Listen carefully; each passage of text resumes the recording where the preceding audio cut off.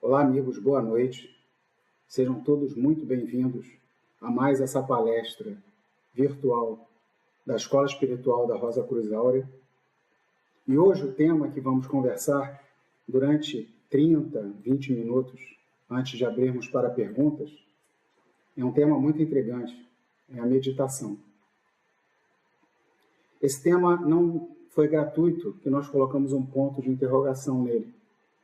Ou seja, nós vamos refletir sobre o tema meditação.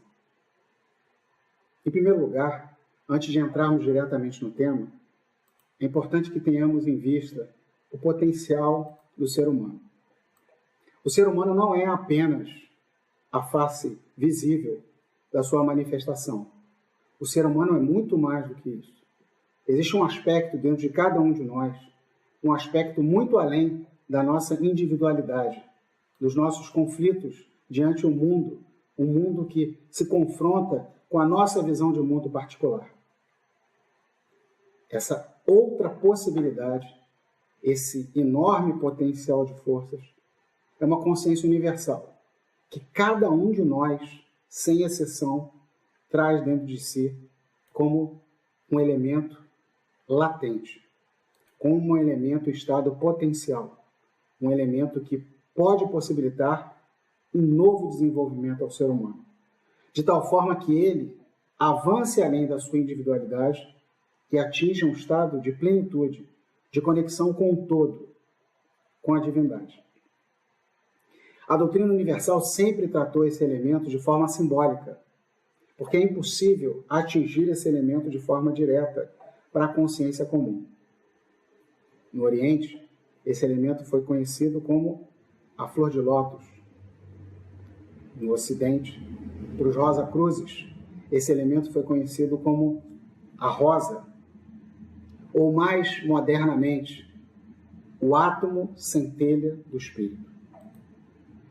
Então estamos diante dessa grande potencialidade e dessa grande possibilidade humana de estarmos diante dessa dualidade. Um ser humano natural, que somos nós, como nós conhecemos, com nossos limites, as nossas individualidades, e um potencial que está em estado latente. E aí, investigamos a ideia original da meditação. A palavra meditação, no latim, ela significa retorno ao centro. Retorno à questão mais profunda. E essa ideia original, ela é totalmente afim à ideia da doutrina universal do ser humano, que precisa retornar para o seu princípio divino original, para, a partir desse retorno, reconhecer em si mesmo um potencial de força, um potencial de energia, que permite retransformarmos, reconectarmos a uma ideia original. Essa ideia é a ideia original do meditar, do retorno ao centro.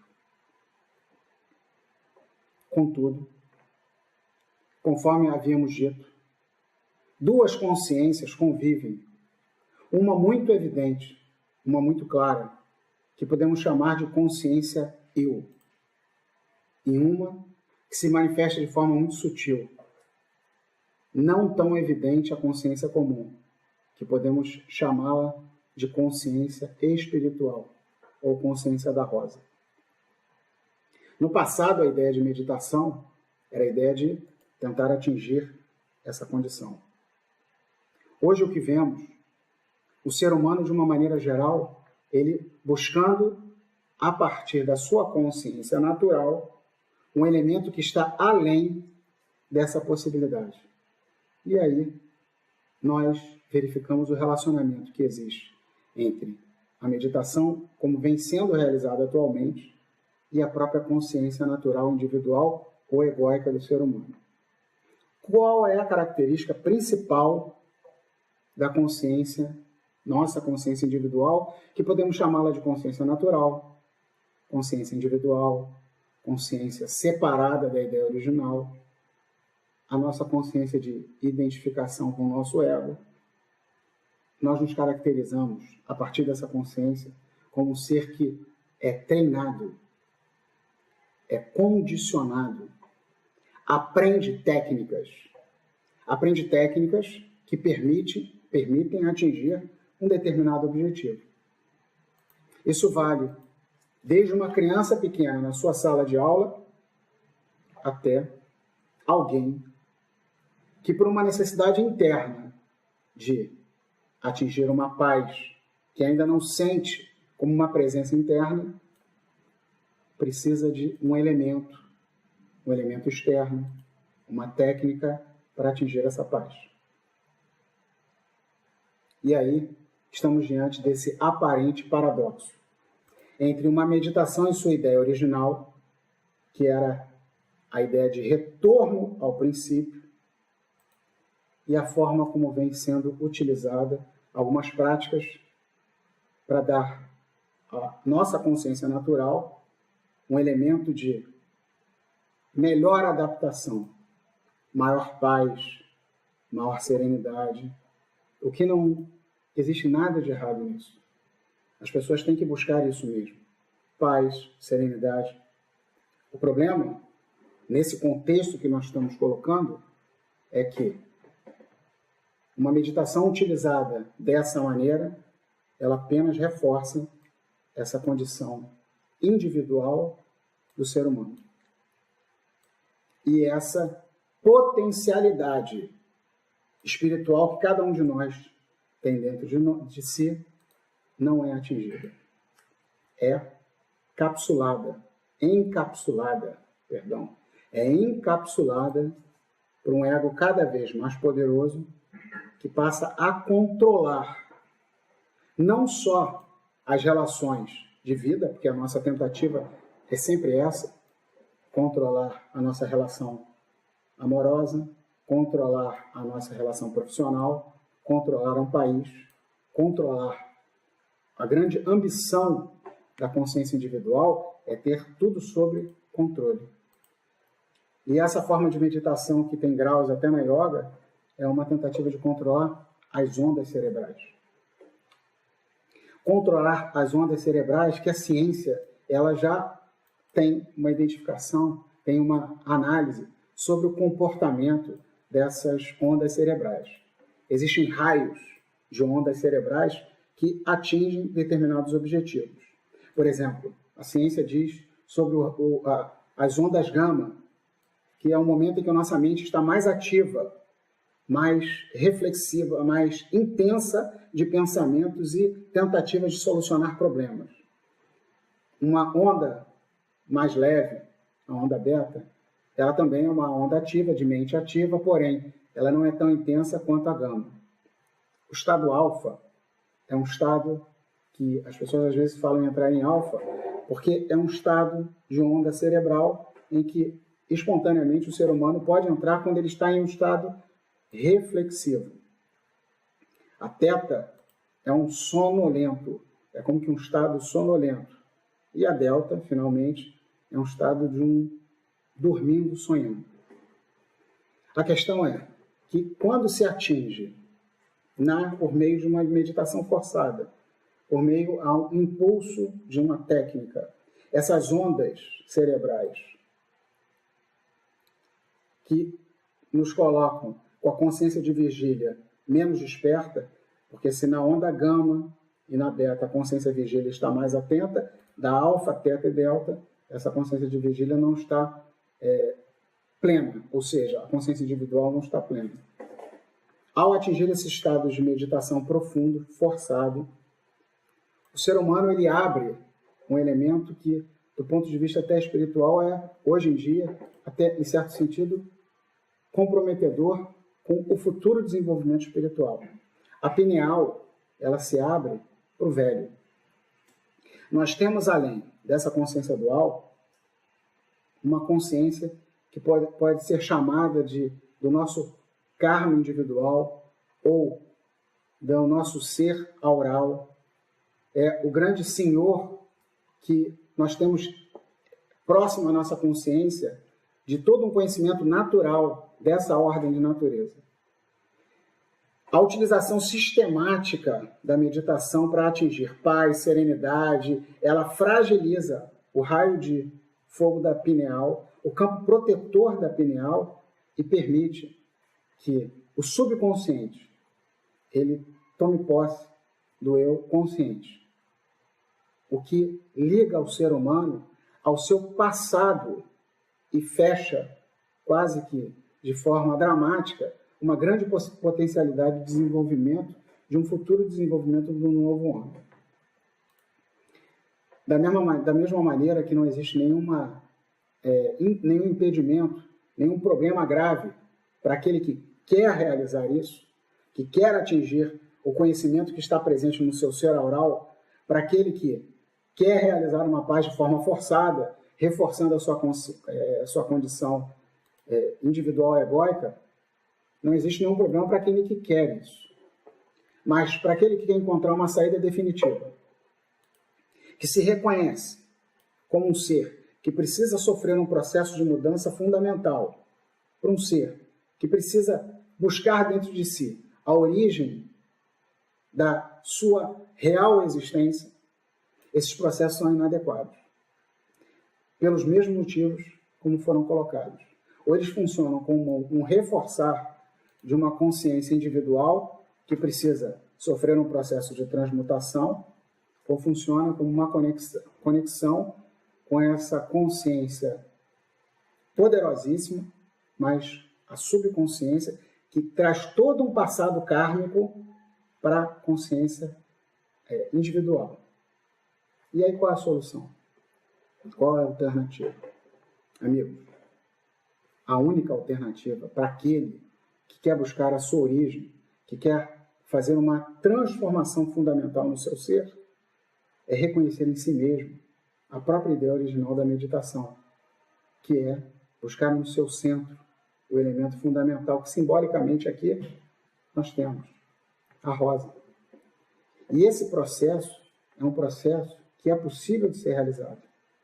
Ele não precisa de suportes externos, de exercícios, de técnicas que dão segurança e reforçam a consciência individual. Ele é um processo passível de ser realizado desde que tiremos o que impede a sua manifestação. Isso é muito interessante. Deus não abandona a obra de suas mãos. Logo, essa consciência divina, ela só não é percebida pelo ser humano porque ele está tão fixado em sua própria identidade natural que ele não percebe, ele não abre a possibilidade, não realiza aquilo que Buda chama de desapego, não se desapega de si mesmo. E o processo de desapego é um processo que não tem uma complexidade profunda, mas é um processo que exige coragem do candidato. Ele parte da ideia do autoconhecimento. O autoconhecimento, e esse elemento é a chave do início do processo iniciático de todas as escolas espirituais fidedignas. A doutrina universal fala: homem, conhece-te a ti mesmo. No Evangelho nós ouvimos falar: meu povo se perde por falta de conhecimento. E que conhecimento? E que conhece a ti mesmo está sendo colocado? É aquilo que está mais perto do que mãos e pés. É a consciência do ser humano. Por isso que também vemos na música moderna autores como, por exemplo, o Gilberto Gil, que nos diz naquela música: se eu quiser falar com Deus, e ele diz: tenho que me ver medonho, apesar do mau tamanho, acalmar o meu coração. Essas figuras, esses elementos, essas tradições, elas dão a grande chave de saída para o ser humano, para ele se transformar com o pé firme no presente, mas com potencial de desenvolvimento de um novo homem do futuro. E não preso ao conhecimento do passado, preso ao seu subconsciente do passado, preso a práticas passadas que talvez tenham sido úteis ao ser humano, mas que hoje elas se tornam impedimentos, dificultadores e não reveladores.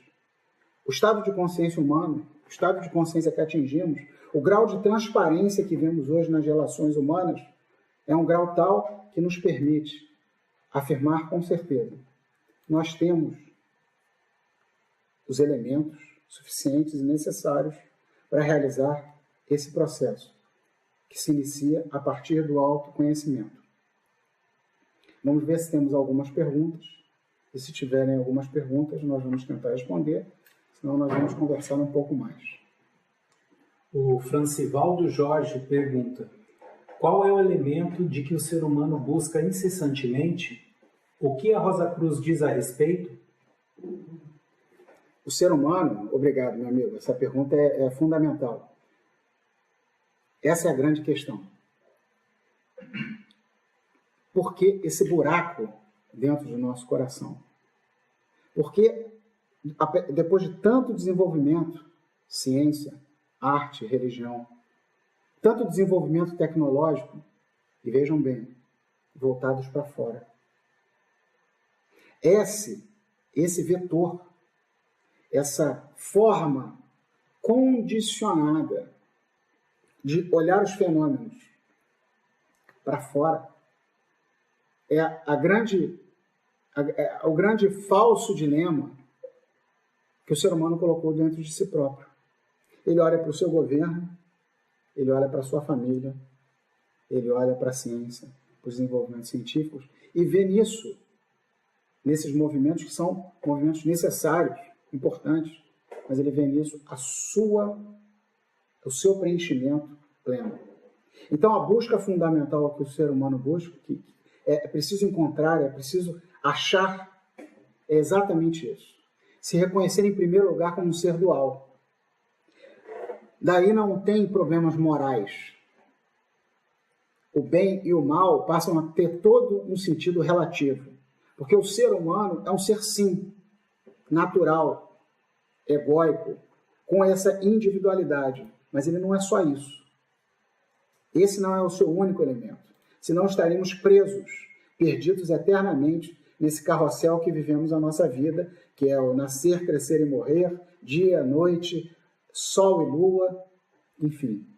Para além disso, existe um elemento que é o elemento que permite uma verdadeira revolução, uma verdadeira mudança. E esse elemento que é o grande mistério humano. E é o mistério menos misterioso possível. Porque esse mistério sempre esteve de fácil acesso à humanidade. Nós vemos no taoísmo, nós vemos no budismo, nós vemos no cristianismo. Em todos os grandes movimentos, esse elemento fundamental da dualidade ele é colocado. Mas o condicionamento humano, ele impede que se manifeste. E qual é o condicionamento humano? Qual o problema? É a tendência de querer resolver um problema com o viés incorreto, com o viés da satisfação, com a própria identificação com o seu eu. Quem se aquieta, silencia, como diante de um grande lago, esse lago que a gente pode chamar do nosso corpo astral, nosso corpo de desejos, que é um aspecto tratado no esoterismo, ele pode perceber na profundidade, sem nenhum artifício, não é preciso artifício, perceber o elemento fundamental de mudança. Esse é a grande busca humana. Esse é o grande momento da humanidade, que é propício a essa busca. Obrigado. Outra pergunta do Cleison Soneca. Como praticar essa meditação em nossa rotina? É viável pequenas meditações efetivas? Questão muito boa. Na verdade, o estado de meditação original é um estado de atenção. Se nós estivermos atentos a nós mesmos, só isso, não de forma forçada, porque o grande risco é exatamente isso, é forçar, é condicionar e criar um novo condicionamento. Se nós estivermos despertos, atentos, de forma muito singela e muito sincera, com ações e reações. Um exemplo muito simples que nós podemos perceber na nossa vida são as reações que nós causamos. Esse é um elemento prático que a gente pode já capturar. Quantas vezes nós nos surpreendemos como fomos mal compreendidos? Por que mal compreendidos? Porque recebemos uma reação desproporcional à ação que nós acreditamos que tomamos. Provavelmente, nessa incompreensão existe inconsciência. E essa é a grande questão. Essa pequena meditação diária, meditação que não é um elemento que podemos fazer de forma forçada, é a atenção. Atenção às causas do movimento. E esse processo de aprendizado é um processo muito poderoso. Porque, na verdade, essa consciência divina, essa consciência alma, sem que saibamos no primeiro momento, ela vai se manifestando de forma consciente a nós. À medida que um processo iniciático vai avançando, ela funciona como um espelho para a nossa consciência. Nós começamos a observar quem nós somos. Então, esse observar singelo, sincero, daquele que só quer entender a si próprio e o seu relacionamento com o todo, já é uma doação profunda a essa consciência divina que nós trazemos dentro de nós. Obrigado pela pergunta, excelente pergunta. Outra pergunta da Kellen Moura. Eu tenho dificuldade para concentrar-me. Qual a melhor técnica para fazer uma boa meditação? Kelly, essa é a questão. Certamente existem zilhões de técnicas interessantes que lhe permitirão ter mais concentração. Provavelmente, até a forma como conduzir a vida de forma mais serena, menos agitada, porque a gente hoje vive um mundo muito agitado, pode melhorar a sua concentração. O ponto fundamental é o seguinte: mais concentrada ou menos concentrada, em essência, você continua a mesma. Claro que você talvez resolva seus problemas naturais de forma mais eficiente. E isso é positivo. Mas mesmo a pessoa mais eficiente da vida, a pessoa mais preparada, ela ainda assim traz em si uma necessidade de revolução profunda. Então, não podemos dizer que uma melhor técnica, pior técnica vai atender a essa condição essencial. E a proposta da escola não é essa também. A escola entende que, a escola espiritual da Rosa Cruz Áurea, entende que nós temos estados de consciência. Cada um de nós tem o seu estado de consciência natural. Alguns são mais concentrados, outros menos concentrados. E se todos fossem iguais, seríamos como robôs. E é exatamente o que nós não gostaríamos de ser. Então, nossos estados de consciência são importantes da forma como nós somos, para que exista multiplicidade na vida. Mas um elemento unifica todos. Os concentrados, os desconcentrados, esse elemento fundamental. E a busca desse elemento fundamental, esse sim, permite que nós tenhamos o foco adequado para a nossa vida.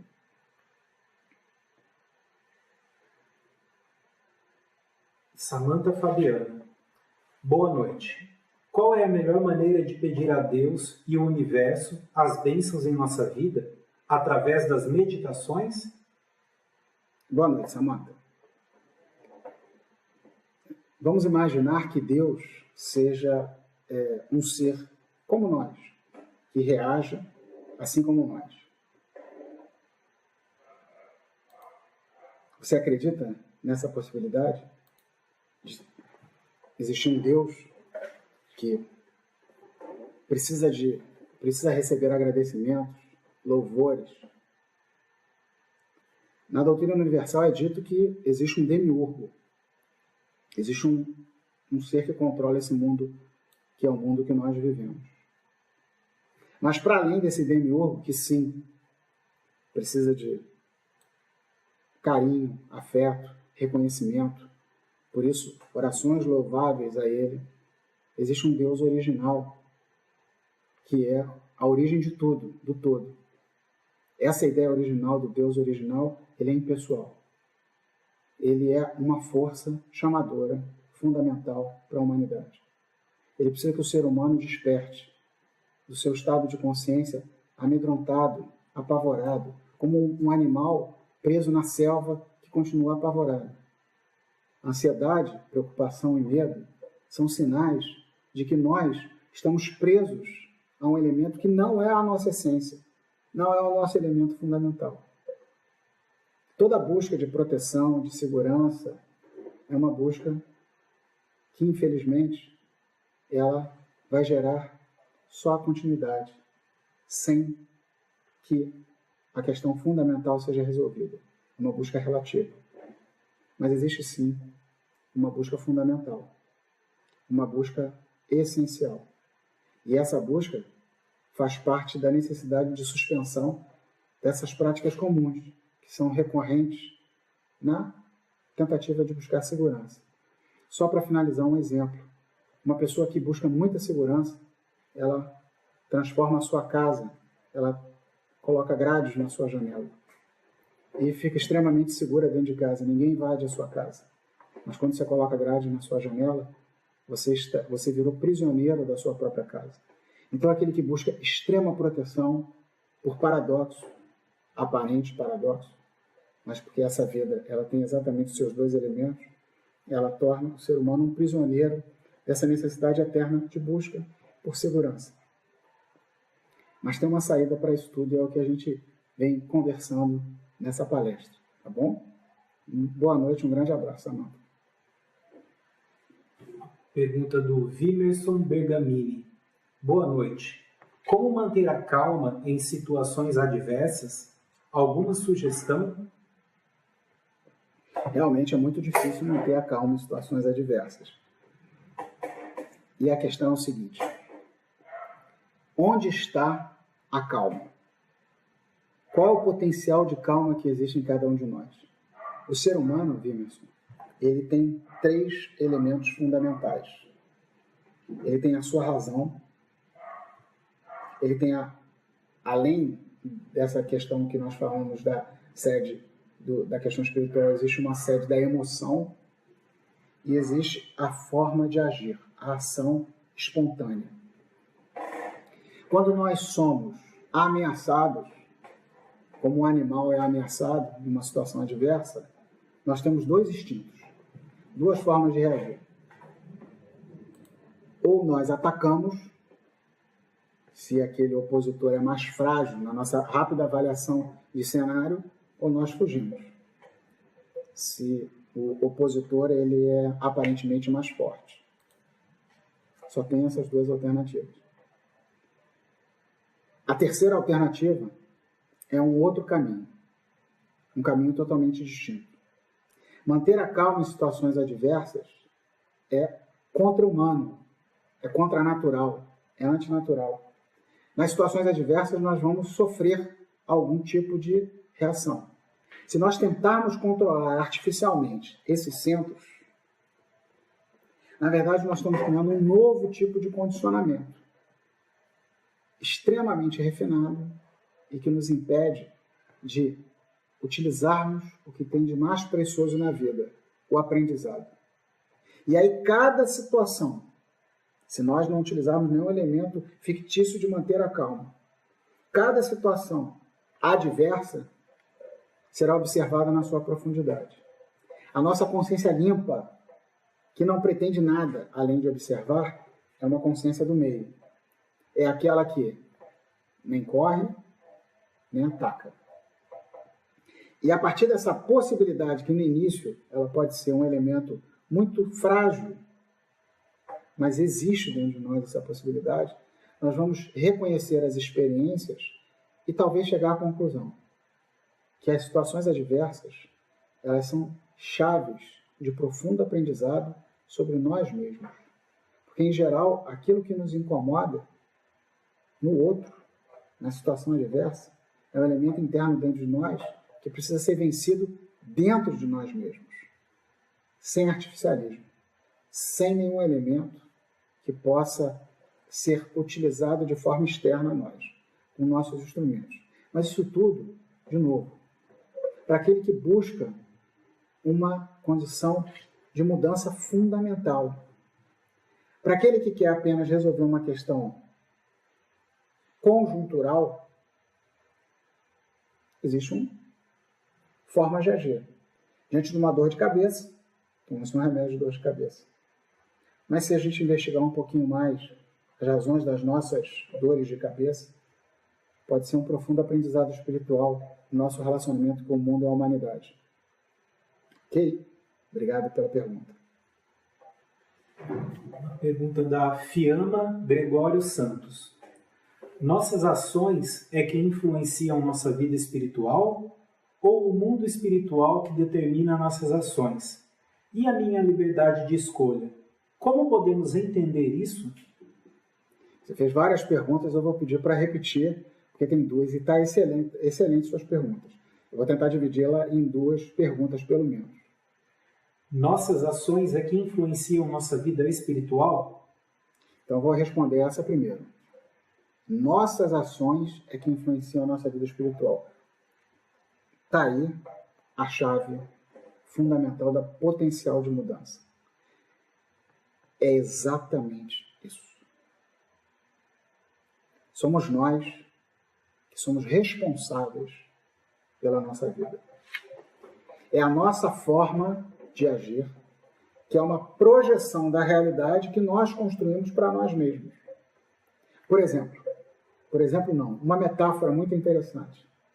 Imagine que cada um, e vocês já devem ter visto essa metáfora em algum lugar, usasse um óculos que transformasse a realidade exatamente do jeito que o estado de consciência individual de cada um projeta. E essa é a verdade. É isso que acontece. A nossa forma de agir é que transforma a realidade ao nosso redor. Por isso que o potencial de mudança do ser humano, da vida e do mundo é enorme. Porque uma mudança de consciência gera uma mudança de atitude que gera a mudança da própria vida. Essa é a chave. Essa é a sequência lógica da mudança. Não é uma mudança externa. Não é uma mudança que vem como um benefício ou uma cobrança. Todas as cobranças e todos os benefícios são reações, como se fosse uma segunda lei de Newton para a humanidade toda, ação e reação. Quando nós damos um murro na parede, em nenhum momento a gente entende que a parede nos agrediu. Nós entendemos claramente que quem causou o problema, a dor, que é uma reação, fomos nós mesmos. Isso vale absolutamente para tudo na vida. Tudo na vida. Então, exatamente isso. Se tomarmos o leme de nossas vidas e na busca na condução desse leme, nós conduzimos a nossa vida para uma profunda interiorização, para o nosso elemento mais profundo que nós temos dentro de nós, que é essa consciência divina. Que os Rosacruzes sempre falaram dessa consciência divina, mas não só eles, toda a doutrina universal, essa possibilidade de toque, essa possibilidade de abertura muda a nossa consciência e muda a nossa forma de agir. Então, na outra pergunta eu havia dito, 3 centros. Muda o nosso sentir em relação à vida, muda a nossa compreensão e muda a nossa ação. Essa sequência é a grande sequência e é exatamente isso. É outra pergunta dela. E minha liberdade de escolha? Como posso entender isso? Sua liberdade de escolha é exatamente isso que a gente falou. Essa é a chave do livre-arbítrio. É verdade que nós somos livres? Não. Nós estamos presos aos nossos condicionamentos. E mais, estamos presos aos condicionamentos coletivos. O que seria uma cultura de um país se não um condicionamento coletivo? O que seria a cultura de uma empresa se não o condicionamento coletivo? Nós estamos inseridos nesse grande aquário que são os condicionamentos individuais e coletivos. Mas eles são determinantes? Eles são a única questão que importa? Não. A partir do momento que uma pessoa tenta sair desse aquário e colocar sua cabeça para fora do aquário, a partir desse momento, uma luz se abre e é possível reestabelecer uma condição de liberdade. E aí sim, livre-arbítrio. Livre-arbítrio é decidir. Eu quero utilizar a minha vida para minha satisfação e minha identificação comigo próprio e com o meu grupo de afinidade, ou apesar dessa minha necessidade, sim, que não vai ser abandonada, de conviver com a minha vida e meu grupo de afinidade, eu vou buscar a essência da minha vida. Eu vou buscar uma mudança no mundo e na humanidade, não a partir de uma cobrança externa a mim, mas a partir de uma cobrança interna a mim. Mais forte é quem vence a si mesmo. Essa é a chave da mudança. Mas só tem essa possibilidade quem adquiriu, por uma necessidade de uma busca interior, o livre-arbítrio. E não por um exercício, e não por uma prática, mas por uma necessidade. Aquele que bebe água e sabe o valor da água, só sabe o valor da água aquele que tem sede. Aquele que busca a liberdade, não são todos que buscam a liberdade. Não adianta forçar que alguém que não quer beber uma água, beba. Mas aquele que busca a liberdade como você, tem que ir atrás da liberdade. Ir atrás da liberdade, essa busca não é fora, é dentro. E essa é o potencial do livre-arbítrio. A Nina D. está perguntando: o que seria forçar essa meditação na prática? Forçar na prática, vamos colocar esse forçar em 2 graus, Nina. 2 graus de pressão. Vamos, antes de colocar isso, vamos imaginar uma seringa. Que todo mundo já fez essa brincadeira, tampa uma ponta da seringa e empurra a outra ponta. A gente sabe que a gente está aumentando a pressão atmosférica interna dentro da seringa, um pouco, né? E quando a gente larga, o que isso acontece? Uma pressão, ela gera uma resultante diferente, com muito mais intensidade, aquele movimento forçado. Com essa ideia em mente, todas as práticas forçadas, todas as práticas que não são práticas que partem de um autoconhecimento, de um processo de um caminhar espiritual, elas são práticas que têm como consequência uma explosão em determinado momento.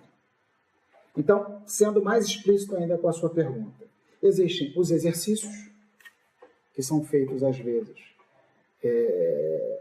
técnicas de som, de música, para que se atinja as ondas cerebrais, conforme nós falamos, entrar em alfa, entrar, por exemplo, em teta, entrar em delta, de forma forçada, por meio a mantras, por meio a música, por meio a emissão de determinados sons, que são os mantras repetitivos. É possível atingir essas ondas cerebrais. Contudo, o resultado e a resultante disso é que o nosso círculo de fogo da pineal, ele fica fragilizado e nos abrimos ao subconsciente. E além do que, o retorno ao consciente vem com aquele impulso todo de uma força, de uma pressão. A outra forma forçada, mais leve do que essa, é uma pessoa que resolve se controlar. Agora eu vou me controlar. Eu vou ser uma pessoa boa. Eu vou ser uma pessoa mais educada. Eu vou ser Claro que a vida em sociedade nos obriga a algum grau de opressão. Não dá para fugir disso. Não dá para simplesmente dizer que cada um faça o que quer. A liberdade para o ego, e aí é uma má compreensão da liberdade, é o caos completo. É claro que existem regras de convivência que precisam ser estabelecidas para a vida em sociedade. Mas, para além disso, existem pessoas que buscam se autocontrolar. Então, existem os exercícios e existe a tentativa de autocontrole. Essa tentativa de autocontrole é exatamente isso, essa visão da explosão. Num determinado momento, a gente explode. E esse é o grande problema da busca forçada do certo, da bondade, da alegria. Pessoas que simplesmente, não, vamos pensar só positivo, não vamos pensar negativo. Não tem nada de errado nisso. O problema é que é uma forçação de barra, né? Então, toda vez que você força a barra, ela, quando explode, ela vem com uma resultante de uma grande negatividade. Nessa vida que a gente vive, toda a nossa ação gera uma reação, ou seja, toda ação gera uma sombra. Mas existe uma ação que não gera sombra, que não é forçada, que é exatamente como diz o hermetismo original, Hermes Trismegisto, é quando nós estamos no movimento e não no contramovimento. A grande dor humana, a grande dor da humanidade é exatamente tentar no contramovimento. Existe uma conexão absoluta entre todos os seres humanos, e não é a partir dessa consciência individual egóica, é a partir dessa consciência universal que nós trazemos dentro de nós. Tá bom, Nina? Obrigado pela pergunta. O Júlio César De Luca pergunta: a meditação ou concentração em nosso ser divino no coração não facilita a manifestação desse ser divino? Se não, como desenvolvê-lo? É isso, boa pergunta, boa pergunta. A meditação, toda meditação forçada, toda prática forçada, ela, infelizmente, ela hoje, pela estrutura atual do ser humano atual, ela não leva a essa ligação. Por quê? Qual é a base dessa meditação? Qual é o elemento dela? É a nossa consciência individual. Imaginem aquela história de Midas. O que é aquela história do rei Midas? Que ao tocar o ouro, ele se transforma em ouro. Ele se vira uma estátua dourada. É um pouco essa ideia de tentar atingir esse divino a partir do natural, da consciência natural. A consciência natural é uma consciência muito importante para o processo espiritual, porque ela é reveladora, ela é desmascaradora. Mas a própria consciência divina demonstra como se dá essa manifestação. Então, toda vez que a consciência natural ela tenta se apropriar do divino, ela se cristaliza, ela perde a condição de ligação original, porque não é possível tocar com mãos naturais o que é puro. E essa é a chave divina. É como se esse tesouro estivesse guardado em nosso coração, mas ele é inatingível para o ser humano natural, que tem a tendência de fazer o quê? Organizar, catalogar, acumular mais conhecimento, mais pureza, mais beleza para si próprio. Essa é a grande questão. Então, o problema é, qual é a base diante do qual está sendo utilizado? A base é a consciência individual de forma forçada? Não vai atingir. E se atingir, ela não vai resultar em um encontro, conforme foi dito esse exemplo de Midas, um encontro que dê plena consciência dele. Mas fique tranquilo, Deus não abandona a obra de suas mãos. Então, esse encontro se dá, em geral, ao contrário. É a consciência divina que nos incomoda, nos coloca como buscadores. É ela que vem ao nosso encontro.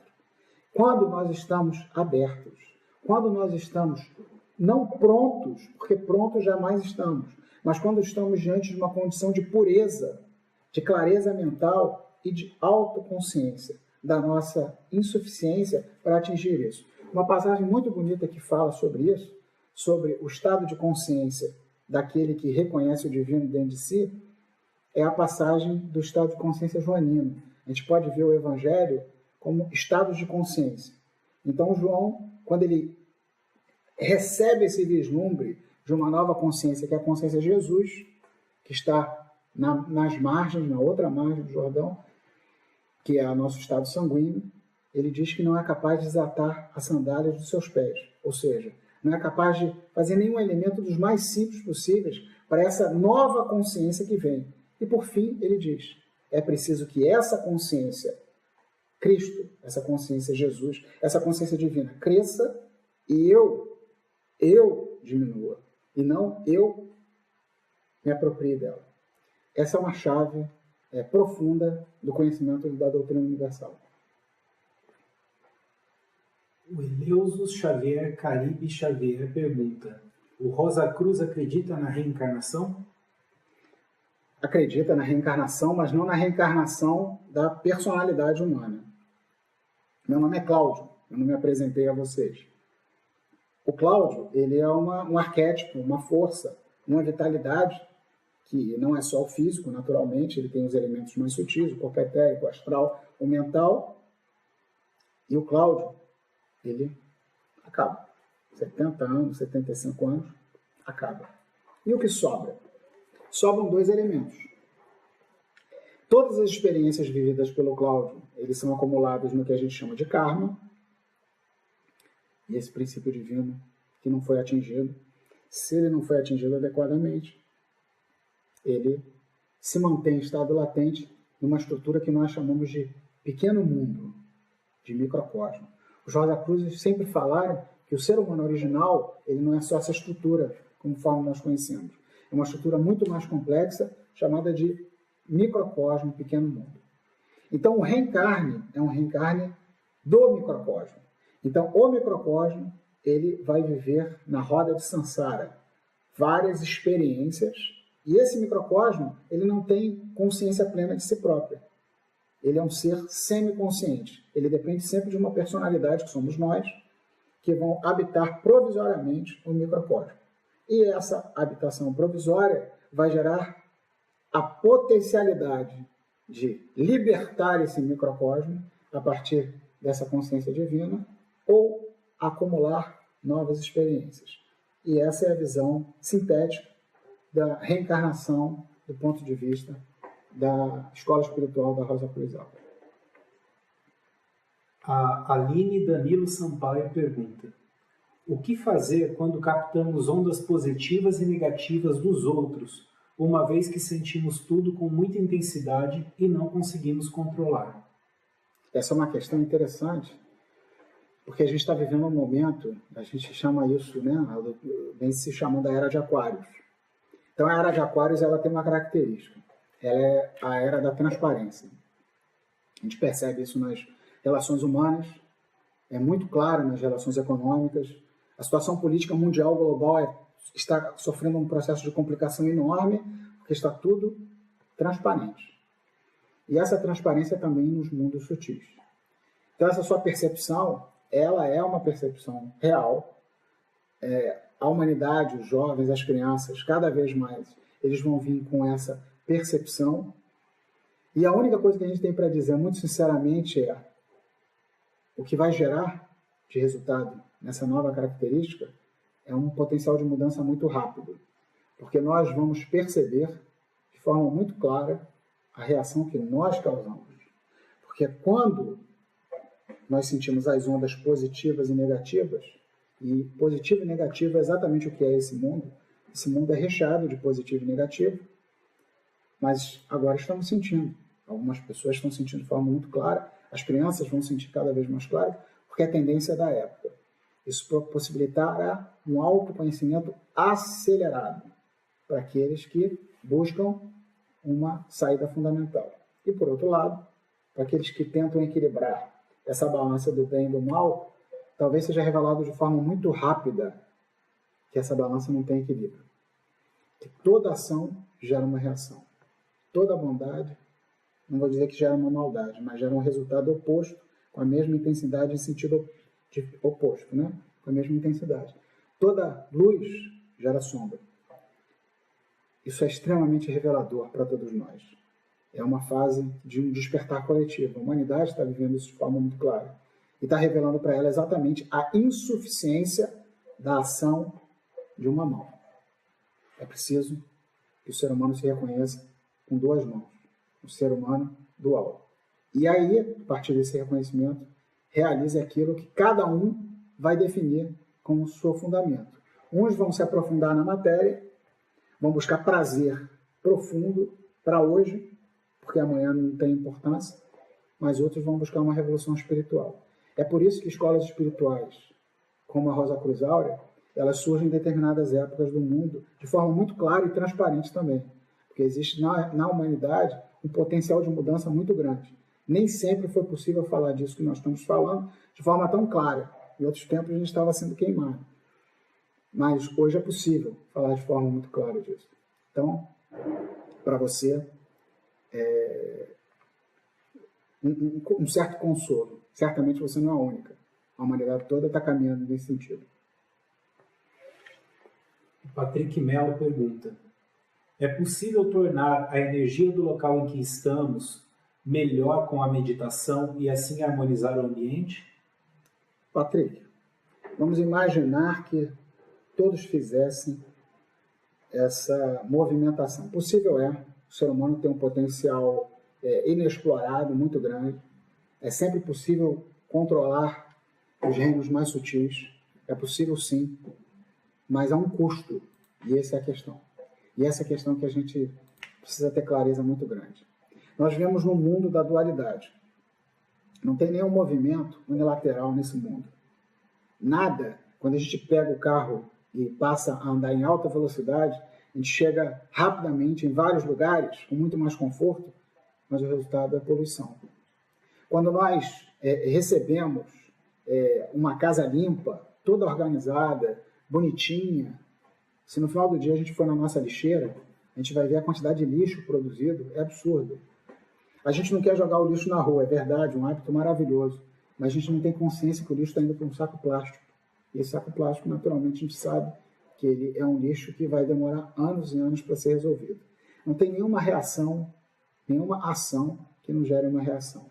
Então, se por hipótese nós usarmos toda a nossa energia para purificar o ambiente, em primeiro lugar, nós vamos ficar sem energia. A nossa energia é preciosa demais para isso. A vida, ela tem seus mecanismos de equilíbrio. E se nós tentarmos romper esse mecanismo de equilíbrio, ele virá com mais força para exigir mais energia nossa. Talvez você já tenha visto um filme Matrix, que mostra o quanto nós somos energia, geração de energia. E toda vez que a gente tenta, como um mago, controlar as situações, nós fragilizamos profundamente a nossa estrutura interna e impedimos que façamos, de fato, aquilo que a gente quer, que é uma mudança definitivamente na vida.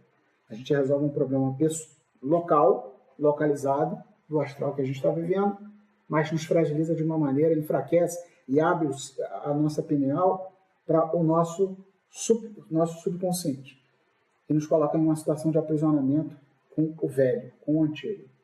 Então, tudo tem os dois lados. Mas o ser humano não é só isso, conforme a gente tem falado nessa palestra. Existe um elemento fundamental que é chamado no budismo do caminho do meio. Tá bom? Boa noite, um abraço. O Sócrates Urbani pergunta: como sair da roda de Sansara? Como sair da roda de Sansara? Muito boa pergunta. Para aqueles que não sabem o que é a roda de Sansara, a gente falou rapidamente aqui da roda de Sansara. O ser humano, ele tem um elemento fundamental de mudança, que é a morte. A morte, na verdade, ao contrário do que parece, ela é, entre aspas, um grande potencial de mudança, porque diante da consciência da morte, a gente precisa buscar uma decisão fundamental e não particular e não marginal da nossa vida. A roda de Sansara é a roda do nascimento, da vida e da morte. Então nós estamos presos como uma estrutura física, como uma estrutura microcósmica, a uma roda de Sansara. Mas nós estamos também presos no nosso dia a dia comum a uma roda de Sansara. Vejam, segunda, terça, quarta, quinta, sexta. Chegou sexta-feira, vou descansar. Segunda, terça, quarta, quinta, sexta. Chegou sexta-feira, vou descansar. Amanhece de manhã, de noite dorme. O dormir não é uma morte? O despertar não é uma vida? Como vencer esse processo? E aí, a grande questão. Esse vencer é o que nos possibilita voltarmos a ser um ser humano. Um ser humano que volta a ser senhor de si e ter livre-arbítrio. Esse vencer a si mesmo é vencer também a roda de Sansara, não só para si mesmo, mas para os demais. E ele se dá a partir de um processo de profundo autoconhecimento. Autoconhecimento acompanhado de um desejo que não é forçado, mas é um desejo, um anelo sincero de libertação. De libertação de quê? Da roda de Sansara. Dessa roda de Sansara que pode ser a roda de Sansara diária, a roda de Sansara semanal, a roda de Sansara microcósmica. E esse desejo, essa chama que arde dentro de nós, acompanhada de um autoconhecimento, é a chave para esse rompimento. Mas só percebe essa roda quem se percebe aprisionado. Quem não se percebe aprisionado continua não percebendo nada e, naturalmente, não precisa fazer nenhuma mudança fundamental em seu ser, uma vez que não sente essa necessidade. Obrigado pela pergunta. Mais 2 perguntas e a gente encerra, tá bom? A Aline Danilo Sampaio pergunta: o ser microcósmico é influenciado por Deus? Com certeza. Deus não abandona. Tudo é influenciado por Deus. Essa influência, a questão é como Deus influencia. Como se dá essa influência? Tudo, absolutamente tudo é influenciado por Deus. Todos os reinos da natureza, do mineral ao hominal, tudo é influenciado por Deus. Deus não abandona a obra de suas mãos. A questão é, como é essa ação? Existe um simbolismo muito precioso para o Rosa Cruz, que nós chamamos do Poço de Cristão Rosa Cruz. E ele representa uma manifestação da divindade de forma muito clara. A manifestação de Deus é como se fosse uma corda, é como se fosse um chamado, é como se fosse um despertar. E só desperta aqueles que estão sonolentos, que estão dormindo. Então Deus é uma radiação cósmica universal que atinge o ser humano e atinge o microcosmo, porque entre o ser humano e o microcosmo tem um ponto muito claro de conexão, essa rosa do coração. Essa rosa do coração é atingida quando? A todo momento. O grande problema do ser humano é que nós estamos tão fixados em nós mesmos que nós sentimos uma saudade, como diz lá o Renato Russo, saudade que eu sinto de tudo que eu ainda não vi, como se fosse um sentimento de uma tristezinha. E, na verdade, é um toque profundo do ser humano, da divindade, que só faz esse movimento. Deus não abandona a obra de suas mãos. É preciso que o ser humano desperte. Mas essa força divina, ela dá o livre-arbítrio ao ser humano e sempre deu.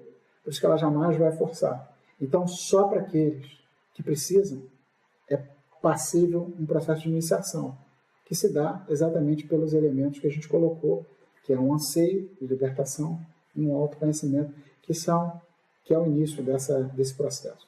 Obrigado pela sua pergunta.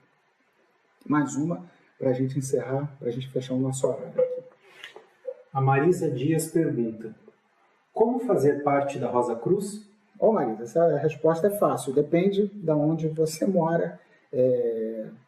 A gente tem salas de contato, né? Recentemente a escola ela vem fazendo essas palestras virtuais de 15 em 15 dias, mas você certamente tem condição de entrar via Facebook para descobrir onde a escola tem suas localidades, ou no próprio site da escola, e aí naturalmente você tem a possibilidade também de fazer um curso virtual, que facilita para quem mora distante. E é um caminhar, né? A escola não tem a pretensão de impor a ninguém nada. É como se fosse um casamento, né? Entre a proposta da escola, a escola tem instrumentos que não são exercícios, práticas, conforme a gente vem falado, mas tem elementos que, os livros, por exemplo, que estão aqui atrás, né? Que auxiliam o buscador no seu auto-reconhecimento, no seu processo de auto-iniciação, e o candidato que tem o interesse. Então, essa questão é muito simples. Se você mandar aí no chat onde você mora, aí naturalmente a gente vai te encaminhar para ver a possibilidade de ter um contato mais próximo com você. Isso não é complicado. A gente tem vários meios de comunicação hoje, tá bom? Ok. Então, amigos, eu gostaria de agradecer mais uma vez aí a possibilidade de estarmos juntos nessa 1 hora conversando. Espero que tenha sido proveitoso para a gente fazer essa reflexão. O nosso objetivo é trazer esse elemento fundamental, que é da dualidade, e todos os elementos que estão por trás. E convidamos vocês, naturalmente, para estar conosco daqui a 15 dias numa outra palestra, ou em algum contato que vocês queiram estar pessoalmente, onde a Rosa Cruz tem as suas sedes. Para além disso, se vocês quiserem, hoje os livros virtuais são gratuitos, então é muito fácil entender um pouquinho mais da escola. Espero que essa palestra de hoje tenha sido esclarecedora, tá bom? Uma boa noite a todos.